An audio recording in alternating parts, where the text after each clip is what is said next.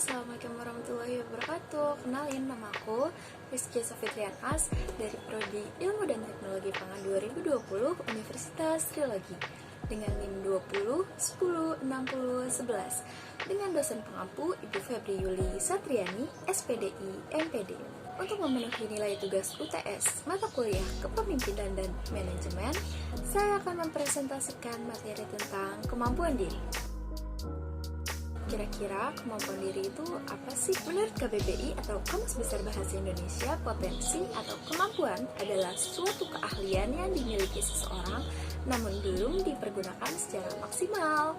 Sedangkan menurut Nasori, potensi memiliki beberapa jenis. Di antaranya adalah yang pertama, potensi berpikir. Potensi berpikir adalah di mana seseorang memiliki potensi untuk berpikir, menggali informasi baru, menggabungkan informasi tersebut sehingga menghasilkan suatu pemikiran baru. Yang kedua adalah potensi fisik. Potensi fisik adalah di mana seorang manusia memiliki potensi untuk bergerak secara fisik baik efektif dan efisien. Yang ketiga adalah potensi emosi. Potensi emosi adalah di mana seseorang memiliki potensi untuk memahami perasaan manusia lain seperti ingin diperhatikan, ingin memperhatikan, ingin dicintai, dan ingin mencintai. Yang keempat, potensi sosial. Potensi sosial adalah di mana seseorang memiliki potensi untuk mudah beradaptasi pada lingkungan baru.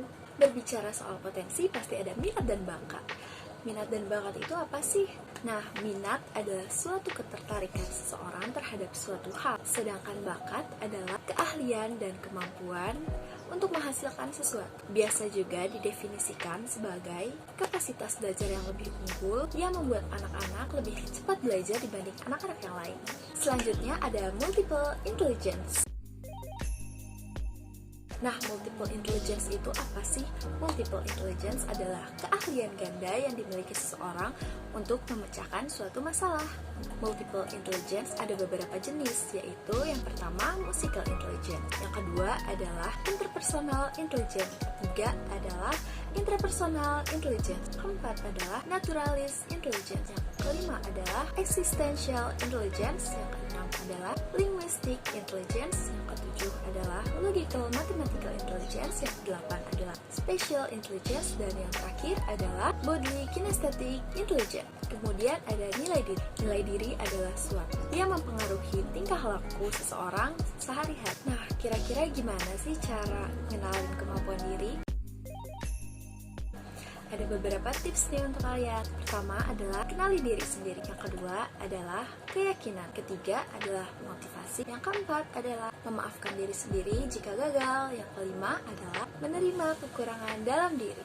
Nah, kira-kira apa aja sih kebiasaan orang-orang sukses?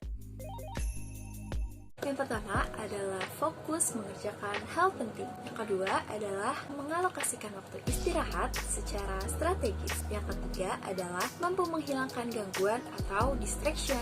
Yang keempat adalah bekerja dengan hati agar menghasilkan yang terbaik. Yang kelima adalah menetapkan timeline atas target.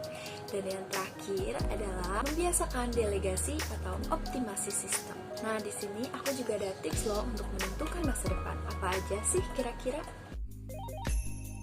Yang pertama yang harus kalian tentukan adalah tujuan hidup. Yang kedua adalah fokus pada kekuatan, bukan kelemahan kalian. Selanjutnya ada belajar dari masa lalu. Yang ketiga, harus berani mencoba hal baru. Dan yang terakhir adalah berani memanfaatkan peluang. Sekian presentasi dari saya, semoga bermanfaat.